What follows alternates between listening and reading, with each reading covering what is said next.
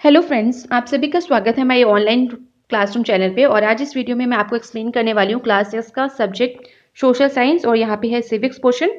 और इसका जो चैप्टर है all human beings are equal, इसको मैं एक्सप्लेन करने वाली हूँ और नोट्स के थ्रू ही मैं एक्सप्लेन करूंगी आपको। तो देखिए, सबसे पहले इंट्रोडक्शन दिया हुआ है और इंट्रोडक्शन में बिल्कुल देखिए चैप्टर का नाम है all human beings are equal. तो यानी हम इस चैप्टर में बेसिकली जो कॉन्सेप्ट है इक्वालिटी का, वो हम समझने वाले हैं। और इसके साथ हम ये भी जानेंगे कि देखिए, जब भी हम किसी इंसान से मिलते हैं, दूसरे लोगों से मिलते हैं, तो हमें पता है कि हम उनसे डिफरेंट है, वो हमसे डिफरेंट है, ठीक है। बट कुछ लोग क्या होते हैं, वो इस बात का मजाक भी उड़ाते हैं, ठीक है। अगर आपसे कोई दूसरा डिफरेंट है तो आप उसका मजाक उड़ाने लग जाते हो। तो इस तरह की जो नेगेटिव एटीट्यूड्स और ओपिनियंस जो होती हैं, जो हम समाज में देखें एक दूसरे के प्रति अपने अंदर ये इस तरह की जो भावनाएं लेके आते हैं, उसी की वजह से जो बाकी लोग हैं वो अपने आप को सेफ नहीं समझ पाते हैं। वो थोड़े से उनको लगता है कि इससे बात नहीं किए जाए, या किसी तरह के कपड़े पहनेंगे तो उन्हें लगता है कि लोग क्या सोचेंगे। तो इस तरह की चीजें जो है समाज में आ जाती हैं, और उसके हम कह सकते हैं कि जो कॉन्सेप्ट है इक्वालिटी का, वो एक तरह से प्रिवेल नहीं होता, ठीक है। इसके साथ ही देखिए, अगर आप इस चैनल पे न्यू हैं तो मैं आपको और एक चीज बताना चाहती हूँ कि आपको इस चैनल पे क्लास 6 से लेके 12 तक का स्टडी मटेरियल मिल जाएगा। मैं आपको यहाँ पे नोट्स प्रोवाइड करती हूँ, जिसको मैं आपको एक्सप्लेन भी करती हूँ क्लास 6 से लेके 8 तक। इसके साथ ही देखिए 9, 10, 11, 12 के लिए मैं हर चैप्टर का फ्लो चार्ट प्रोवाइड करती हूँ, जो इसमें सारे के सारे इंपॉर्टेंट हेडिंग्स में एक्सप्लेन करती हूँ। मैं आपको इंडिविजुअली नोट्स भी हर एक चैप्टर के प्रोवाइड करती हूँ, वर्कशीट प्रोवाइड करती हूँ, जहाँ सारे इंपॉर्टेंट क्वेश्चंस प्रोवाइड करती हूँ। और साथ ही जो भी आपका सिलेबस होता है, मैप वर्क होता है, वो सब चीज़ें भी मैं आपको प्रोवाइड करती हूँ। तो इसलिए इस वीडियो को लाइक करिए, शेयर करिए, इसके साथ ही इस चैनल को सब्सक्राइब भी कर लीजिए, ठीक है। और देखिए, तो आपको 6 to 12 तक का पूरा सोशल साइंस से रिलेटेड स्टडी मटेरियल यहाँ पे मिल जाएगा। इसके बाद आते हैं, देखिए जो नेक्स्ट टाइम यहाँ पे पूछा गया है वो है प्रीजुडिस, ठीक है। तो देखिए प्रीजुडिस का क्या मतलब है, और इसके साथ ही देखिए यहाँ से आपके क्वेश्चन बिल्कुल बनेंगे, ठीक है। आपके इंपॉर्टेंट क्वेश्चन, क्योंकि मेन कॉन्सेप्ट यही सब है, तो बिल्कुल यहाँ से क्वेश्चन आपके बन सकते हैं। तो देखिए प्रीजुडिस क्या है, एक अनरीजनेबल थिंकिंग है। अनरीजनेबल डिसलाइक भी कह सकते हो आप। देखिए रीजनेबल मतलब होता है कि लॉजिकल वे में आपने कोई चीज सोची और आपका पॉइंट है कि आप उस चीज को लाइक कर रहे हो कि डिसलाइक कर रहे हो, ठीक है। अनरीजनेबल मतलब कोई लॉजिक ही नहीं है, without any reasoning, without any logic, you are just आप किसी चीज को डिसलाइक कर रहे हो, और किस तरह से एक पर्टिकुलर ग्रुप के लोगों को आप डिसलाइक कर रहे हो, ठीक है। और या आप प्रेफरेंस दे रहे हो किसी एक ग्रुप को और बाकी को नेग्लेक्ट कर रहे हो, बाकियों को इग्नोर कर रहे हो।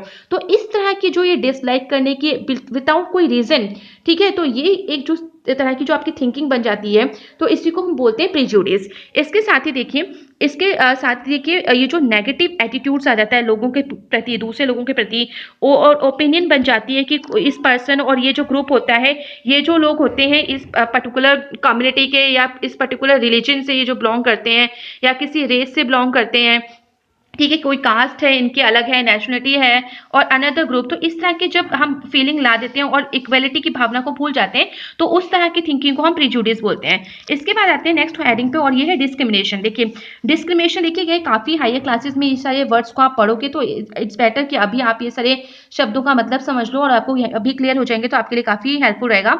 तो देखिए डिस्क्रिमिनेशन मतलब क्या होता है। डिस्क्रिमिनेशन मतलब होता है अनफेयर ट्रीटमेंट, ठीक है। एक होता है कि हम किसी के साथ एकदम फेयर ट्रीटमेंट करते हैं, कि अगर किसी को भूख लगी है तो उसको बराबर ही खाना दें, या फिर किसी ने बराबर काम किया है तो उसको इक्वल सैलरी दें।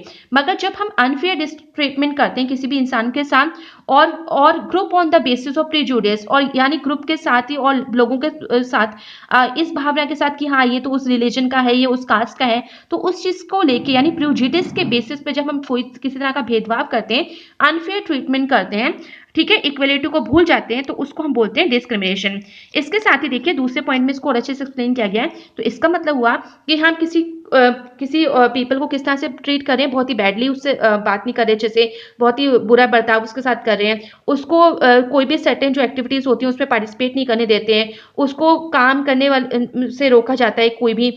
इसके साथ ही उसको हम पसंद नहीं करते कि वो हमारे पड़ोस में रहे, और उसके साथ ही देखिए हम उसको मना भी करते हैं काफ़ी सारा, जो जो उनके फंडामेंटल राइट्स जो हमें कानून ने दिए हैं, तो इस तरह की चीज़ों को भी उनको इस्तेमाल करने की अनुमति हम नहीं देते हैं। तो इस तरह की जो चीज़ें हैं वही आपको डिस्क्रिमिनेशन का कह सकते हो कि डिस्क्रिमिनेशन के वेज में ही आप चले जा रहे हो। तो इंसिडेंट्स हमने काफ़ी देखे हैं जो प्रीजुडिस और डिस्क्रिमिनेशन जो आकर होते रहते हैं रोजाना की लाइफ में, तो वो कौन कौन से हैं, ठीक है। तो फॉर एग्जाम्पल देखा गया है कि some people are called objectional names, ठीक है। आपने देखा होगा कुछ लोगों को समाज में, कई लोग जो होते हैं मजाक में उनको दूसरे दूसरे नामों से बुलाते हैं, ठीक है। और ऑब्जेक्शनल ऑब्जेक्शनेबल नेम्स का मतलब ये हुआ कि उनको उस नाम से जब आप बुलाते हो तो उनको ऑब्जेक्शन है, ठीक है? उन्हें बुरा लगता है कि आप उनको उस नाम से क्यों बुला रहे हो। इसके साथ ही एक्सक्लूडेड फ्रॉम जॉब्स यानी उन्हें नौकरी से निकाल देना, नेबरहुड्स में नहीं रहने देना, सोशल इवेंट्स में पार्टिसिपेट नहीं करने देना, क्लब्स में नहीं बुलाना, डिनाइड कर देना बैंक लोन्स यानी जब वो बैंक में लोन लेने जाते हैं, तब भी आप उनकी जाति, धर्म या किसी भी तरह से देख के क्योंकि प्रेजुडिस और डिस्क्रिमिनेशन एक-दूसरे से कनेक्टेड है, तो इस वजह से आप उनको लोन देने से भी मना कर देते हैं, ठीक है? कर्ज़ा देने से मना कर देते हैं। एजुकेशनल अपॉर्च्युनिटीज़ में भी आप भेदभाव करते हो। तो ये सब चीज़ें जो हैं वो डिस्क्रिमिनेशन को और ज़्यादा प्रमोट करते हैं। इसके साथ ही आप उनको मारते-पीटते हो, उन पे अटैक करते हो उनके घरों में, जहाँ उनके पूजा स्थल है वहाँ पे या और इसके साथ ही जो उनके कब्रिस्तान है, ठीक है? सिमेट्रीज़ और ब्यूरल में जो कब्रिस्तान है, तो इन सब जगहों पे जब आप मतलब तोड़ते हो और इन सब जगहों को जब लूटते हो तो ये सारी चीज़ें भी एक डिस्क्रिमिनेशन को ही प्रमोट करती हैं। इसके साथ ही देखिए paid fewer wage than others for doing the same amount of work. इसके साथ ही देखिए अगर 2 लोग डिफरेंट डिफरेंट कास्ट या रिलीजन से बिलॉन्ग करते हो, वो सेम काम कर रहे हैं बट आप उनको सैलरी अलग-अलग दे रहे हो, तो ये भी एक तरह का प्रेजुडिस और तरह की फीलिंग है और उसके साथ ही ये डिस्क्रिमिनेशन को प्रमोट करता है। तो ये सारी चीज़ें हैं जो हम डेली अपनी लाइफ में अगर प्रैक्टिकली आप देखो सोसाइटी में तो ये आप थोड़ा-सा अभी भी देख सकते हो। हालाँकि काफ़ी कुछ बहुत हद तक कम भी हो गया है ये, क्योंकि फंडामेंटल राइट्स लोगों को मिल गए हैं, तो ये सारी चीज़ें भी हम लास्ट में पढ़ेंगे। इसके साथ ही देखिए स्टीरियोटाइप्स क्या होता है? तो स्टीरियोटाइप क्या होता है? एक फिक्स जनरल इमेज जो आपने किसी भी इंसान की बना ली है या किसी भी चीज़ की बना ली है, जैसे फॉर एग्ज़ाम्पल कि कुछ पर्टिकुलर रेस यानी कुछ पर्टिकुलर कास्ट या किसी रिलीजन के जो लोग होते हैं वो क्रिमिनल्स होते हैं, ठीक है? अब आप कहोगे ऐसा तो नहीं होता है, तो ये जो सोच है कि एक फिक्स आपने बना लिया किसी इंसान को देखते अरे ये तो अच्छा इसका नाम ये है, अच्छा तो ये भाई चोर होते हैं या ये तो फिर क्रिमिनल्स होते हैं, तो इस तरह और विदाउट एनी प्रूफ, तो ये चीज़ जो है ये एक स्टीरियोटाइप होती है, यानी एक आपने फिक्स्ड आपने एक थिंकिंग बना ली है किसी इंसान के लिए और इस तरह की जो थिंकिंग होती है वो काफ़ी हानिकारक होती है, क्योंकि आपने जिसके प्रति एक बार ऐसी इमेज बना ली तो आपके हमेशा वो इमेज रहती है। इसके साथ ही देखिए यहाँ पे लिखा है कि क्रिमिनल्स तो ऐसा नहीं तो होता नहीं कि वो सिर्फ एक पर्टिकुलर कास्ट और रिलीजन से पाए जाते हैं, वो तो हर जगह प्रिवेल करते हैं। अगर मान लीजिए कि सिर्फ क्रिमिनल्स एक ही कास्ट या एक ही रिलीजन से बिलोंग करते हैं तो बहुत अच्छा है, इजी है पुलिस के लिए कि वो सीधे सबको उठा के जेल में डाल दें और क्राइम होगा ही नहीं। बट अगर आज भी क्राइम हो रहे हैं तो इट मीन्स कि क्रिमिनल्स तो हर जगह एग्जिस्ट करते हैं, हर एक रेसेस में होते हैं, हर जगह होते हैं ये। इसके साथ ही देखिए कास्ट बेस्ड डिस्क्रिमिनेशन क्या होते हैं, तो देखिए आपने वर्ड सुना होगा दलित, ठीक है? दलित का मतलब होता है अलग कर देना या टूटा हुआ, ठीक है? यानी ब्रोकन, तो अलग कर देना, अलग थलग उनको कर देना। तो डिस्क्रिमिनेशन जो है वो इस डिस्क्रिमिनेशन की वजह से जो एक पर्टिकुलर क्लास जो होती है वो दूसरे लोगों से समाज में अलग हो जाती है, तो इसको हम बोलते हैं दलित। और ये कौन से लोग हैं? इनको गवर्नमेंट ने नाम दिया शेड्यूल कास्टेस, ठीक है? इसमें देखिए हमें अच्छे से पता है कि एंशियंट सोसाइटी में अगर आपने पढ़ा होगा हिस्ट्री में, तो डिफरेंट कास्टेस थी, यानी ब्राह्मण्स थे, वहाँ पे क्षत्रियास थे, वैश्य थे और साथ ही शूद्रास थे, ठीक है? तो 4 क्लासेस थी। पर देखिए आपने भी पढ़ा होगा कि लोगों को उनके काम के जैसे जाना जाता था, उनकी कास्ट के हिसाब से जाना जाता था। जैसे ब्राह्मण से सिर्फ पूजा का काम करेंगे मंदिर में और विद्या दान का काम करेंगे, और वो किसको बच्चों को किन बच्चों को पढ़ाएंगे, शिक्षा देंगे, वो सिर्फ ब्राह्मण के बच्चों को, क्षत्रियास के बच्चों को और वैश्यास के बच्चों को पढ़ाएंगे, शूद्रास के बच्चों को नहीं पढ़ाएंगे, क्योंकि शूद्रास को तो पढ़ने लिखने का कोई अधिकार ही नहीं था। और इसके साथ ही देखिए ब्राह्मण, क्षत्रियास और जो वैश्यास हैं ये जो हायर क्लासेस के थे, ये अपर कास्ट थे। क्षत्रियास का काम था युद्ध में लड़ना, ठीक है? और जो आपके वैश्य हैं ये जो थे ये मर्चेंट्स थे और ये व्यापार का काम करते थे, और जो शूद्रास थे इन तीनों के नौकर थे, आप समझ सकते हो। और वो एक टेरिबल लाइफ जो थी, बहुत ही एक बहुत बुरी लाइफ जीते थे, उनको किसी तरह का कोई अधिकार नहीं था, काफ़ी उनको अनटचेबिलिटी जैसी चीज़ों का भी जो था वो सब चीज़ें फेस करनी पड़ती थी। तो यहाँ पे देखिए नेक्स्ट पॉइंट में इसको एक्सप्लेन भी किया गया है कि जो हायर लेवल कंसीडर करते थे, ये तीनों कास्ट जो थे अपने आप को हायर लेवल कंसीडर करते थे, सुपीरियर समझते थे, और बाकी जो शूद्रास को वो लोअर लेवल समझते थे और उनको अनटचेबल्स भी कहा जाता था, यानी उनको कोई भी छूना पसंद नहीं करता था। इसके साथ ही देखिए जो कास्ट रूल्स थे वो बहुत ही रिगिड थे, बहुत ही कह सकते हो कि आप बहुत कठोर नियम कानून बनाए गए थे उस टाइम जो अनटचेबल्स थे उनको किसी तरह की जॉब्स नहीं दी जाती थी, उनको पार्टिसिपेट नहीं किया जाता था। इसके साथ ही उनको गाँव के इलाके से बहुत दूर अपने घर बना के रहने दिया जाता था, उनको अपर कास्ट के साथ ही रहने को वहाँ पे अलाउ नहीं था। इसके साथ ही अनटचेबल्स को सेम कुएं से पानी भरने के लिए भी अलाउ नहीं किया गया था। इसके साथ ही उनको मंदिर, स्कूल में प्रवेश करने से भी मना था। इसके बाद देखिए फाइटिंग फॉर इक्वालिटी, यानी इक्वालिटी राइट को लेने के लिए काफ़ी संघर्ष किया, दलित्स ने किया, वीमेन ने किया, ट्राइबल लोगों ने किया। ट्राइबल्स मतलब जो जनजाति जो जंगलों में रहती हैं, उन्होंने भी काफ़ी हद तक, और साथ में फार्मर्स ने भी काफ़ी सारे, कह सकते हो कि उन्होंने भी fought not only for freedom, वो फ्रीडम के लिए नहीं लड़े बल्कि वो फॉरेन रूलर्स से जब फ्रीडम चाहिए तो उसके लिए भी लड़े, साथ ही वो अपने डिग्निटी और इक्वलिटी के लिए भी लड़े। अच्छा, फॉर एग्जांपल देखा जाए तो वीमेन जो है वो हमेशा पढ़ना लिखना चाहती थी, just like the man farmers और tribals wanted to be free of the control of money lenders who charge high rate of interest. तो देखिए हर एक पर्टिकुलर पर्सन के हिसाब से उनकी जो लड़ाई थी वो अलग अलग ही थी। तो वीमेन जो थी वो हमेशा पढ़ना लिखना चाहती थी जिस तरह से मैन चाहते हैं। फार्मर्स और जो ट्राइबल थे वो चाहते थे कि उन्हें मनी लैंडर्स जो है उनसे छुटकारा मिल जाए और उनके जो हाई रेट ऑफ इंटरेस्ट वो लगाते हैं उनसे उनको छुटकारा मिल जाए। तो कॉन्स्टिट्यूशन देख लीजिए इंडिया का जो था उसमें ये सारे रूल्स को और लॉज को और रेगुलेशंस ऑफ द लैंड की किस तरह से इन सब चीज़ों को ठीक करें और लोगों को सेम अधिकार दें, तो इस पे काम किया। और इसी वजह से देखिए आज जो है वीमेन मैन को जो है सेम इक्वल राइट्स दिए गए हैं और बिना किसी डिस्क्रिमिनेशन के, ना किसी जाति धर्म के नाम पे किसी तरह का भेदभाव अब नहीं होता।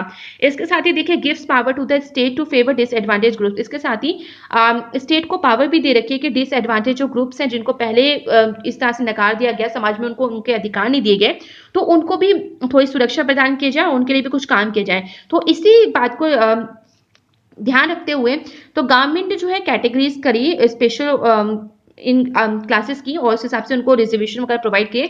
तो इन जिनको उन्हें प्रोटेक्शन देना था तो वो है वीमेन और चिल्ड्रन, शेड्यूल कास्टेड और शेड्यूल ट्राइब्स। ठीक है, तो इनको याद रखिएगा, शॉर्ट फॉर्म में एससी बोलते हैं शेड्यूल कास्टेस को और शेड्यूल ट्राइब्स को एसटी बोलते हैं। तो इनके लिए काम करना स्टार्ट किया। साथ ही जो अदर बैकवर्ड क्लासेस और माइनॉरिटीज कम्युनिटीज थी, माइनॉरिटीज मतलब जो संख्या के आधार पर कम थी इस देश में, उनके लिए भी काम किया गया।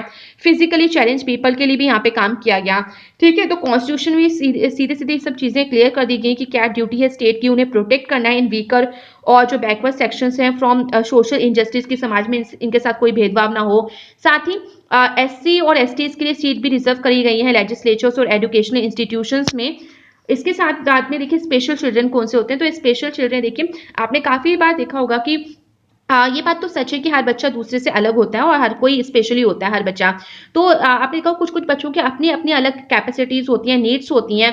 ठीक है, जिसकी वजह से वो दूसरों से अलग होते हैं। इसी के साथ देखिए हर किसी की अपनी डिफिकल्टीज होती हैं, डिसएबिलिटीज भी होती हैं, तो which other children do not have. तो ऐसे बच्चे होते हैं जो दूसरों से अलग होते हैं, उनकी खुद की कुछ डिफिकल्टीज और डिसएबिलिटीज होती हैं। तो इस वजह से आप जो है उन जैसे कि मेंटली और फिजिकली कंडीशन देखें तो वो फिट नहीं होते, तो उनको आप स्पेशल चिल्ड्रन के नाम से बुलाया जाता है।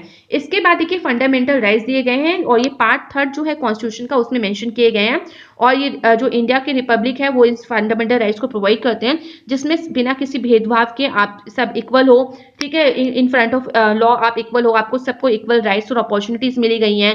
अनटचेबिलिटी जो छुआछूत वाली जो चीज होती थी शेड्यूल्ड कास्टेस के साथ, दलित के साथ, उसको अब बंद कर दिया गया, उसको पूरा एबॉलिश कर दिया गया, हटा दिया गया है। और अगर आज भी कोई इस तरह की हरकत करता है तो ये एक क्रिमिनल ऑफेंस होता है, यानी उसको पनिशमेंट मिलती है। इसके साथ ही देखिए हर किसी को पूरी आजादी है कि वो किसी भी तरह का ऑक्यूपेशन और प्रोफेशन कर सकता है, बट वो लीगल होना चाहिए। और हर कोई जो है गवर्नमेंट जॉब्स में अप्लाई कर सकता है, नौकरी कर सकता है। हर कोई जो है people belonging to different religions have the freedom to follow. इसके साथ ही हर किसी को पूरा अधिकार है कि वो अपने मन मुताबिक जो भी धर्म अपनाना चाहता है, फॉलो करना चाहता है, कोई भी भाषा को बोलना चाहता है, किसी भी त्यौहार को मनाना चाहता है, तो इस तरह की सारी आजादी उसको है। कॉन्स्टिट्यूशन में देखिए साथ ही पूरी की पूरी ये बात भी है कि जो इंडिया की डाइवर्सिटी है उसको भी संभाल के रखिए, उसको और प्रमोट करिए। ठीक है, यूनिटी इन डाइवर्सिटी वाला जो कॉन्सेप्ट है, मिलजुल के सब रहिए और साथ ही इक्वेलिटी पे विश्वास रखिए। हर किसी को यहाँ पे राइट टू एक्सप्रेस है कि वो अपने ओपिनियन और अपने व्यूज को एक्सप्रेस कर सके। साथ ही रिलीजन, लैंग्वेज, कल्चर और festival can not be force upon people. आप किसी को भी फोर्स नहीं कर सकते कि आप मेरा धर्म अपनाओ, मेरी लैंग्वेज को बोलो, मेरे फेस्टिवल को। अगर वो अपनी मर्जी से चाहते हैं तो बिल्कुल करें, मगर आपने अगर जबरदस्ती की तो वो भी आपके लिए आपके खिलाफ ही होगा। ठीक है, इसके बाद देखिए इंडिया एक सेकुलर कंट्री है, काफी बार क्वेश्चन पूछा जाता है। सेकुलर कंट्री का मतलब ये है कि यहाँ पे जो है हर कोई फ्री है अपने रिलीजन को फॉलो करने के लिए, अडॉप्ट करने के लिए, किसी पे कोई प्रतिबंध नहीं है। इसके साथ ही देखिए जो वी मस्ट, हमें एक चीज और याद रखनी चाहिए कि चाहे कोई भी जगह हो, चाहे हमारी सोसाइटी हो, होम्स हो, स्कूल हो या प्लेसेस ऑफ वर्क हो, हमें कभी भी प्रिजुडिस और डिस्क्रिमिनेशन जैसी चीजों को सोचना नहीं चाहिए। कभी भी इनको अपनी कम्युनिटीज और होम्स और स्कूल्स और प्लेसेस ऑफ वर्क में नहीं लाना चाहिए। तो ये देखिए ये था आपका पूरा का पूरा चैप्टर और ये था कि किस तरह से हम इक्वलिटी को और प्रमोट कर सकते हैं। तो आई होप ये चैप्टर आपको क्लियर हो गया होगा। So thank you everyone and please like share subscribe this channel for more updates.